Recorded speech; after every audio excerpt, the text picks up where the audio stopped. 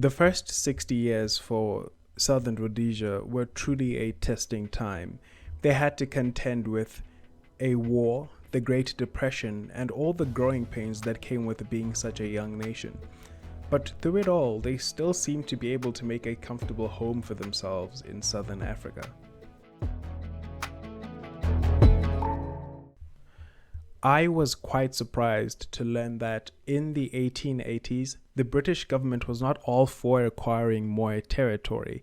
The way the book puts it is, the British government of the day, the 80s of the last century, was averse to taking on more imperial responsibilities. But a man named Cecil John Rhodes was having none of this.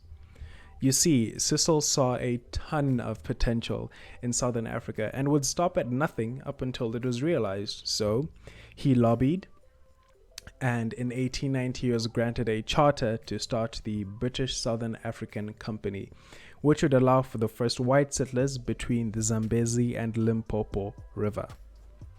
Southern Rhodesia was governed by Britain up until in 1922, when they wanted to become their own rulers. The economic activity at the time was typical of any fresh colony.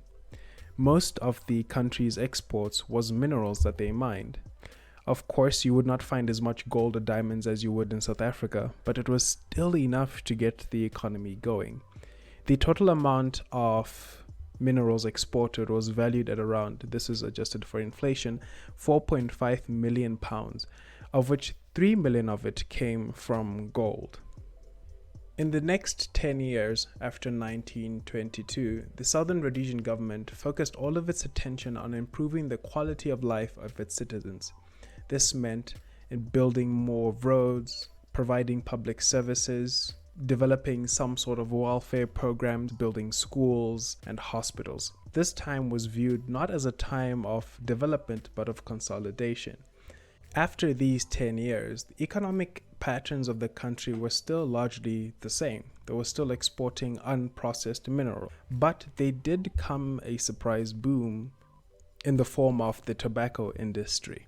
But this boom was immediately met by a slump. You see, there was hardly any government intervention. It was here that the Southern Rhodesian government realized that although they did value and promote private enterprises, they still understood, or at least begun to, the importance of some sort of government intervention to help regulation, to ensure quality product, and to make sure that these large economic pillars do not tumble down. Southern Rhodesia's growth proved to be steady even in the worst of times. In 1934, towards the end of the Great Depression when the worst of it was over, the country did report economic growth, with the export of minerals rising by 2 million, and small amounts of meat and maize were starting to be exported too, and tobacco flourished underneath the watchful eye of the government. Here we can start to see the birth of the breadbasket of Africa, which was largely, or should be largely, supported by agriculture and mining. Although the growth was something to be celebrated, it was still largely agreed upon by all of Rhodesia that they should stop just exporting goods, but process them too, and fulfill their local market and that of their neighbors.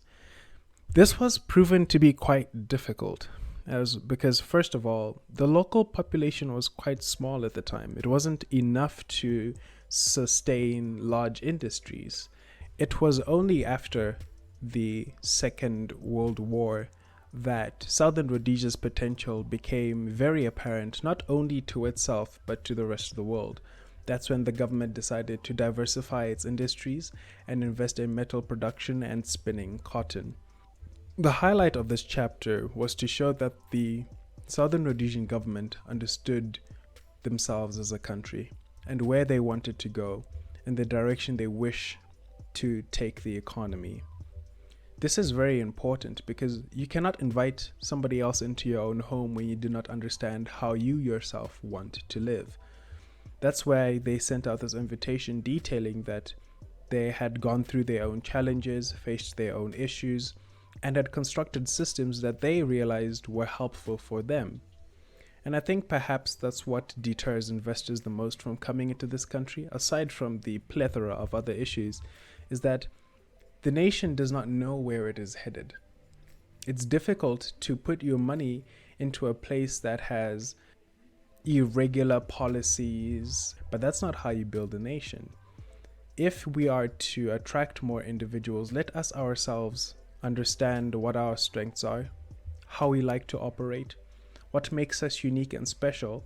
Therefore, we're able to set very strict guidelines to anybody who wants to come in so that they be on the same path when we want to move forward.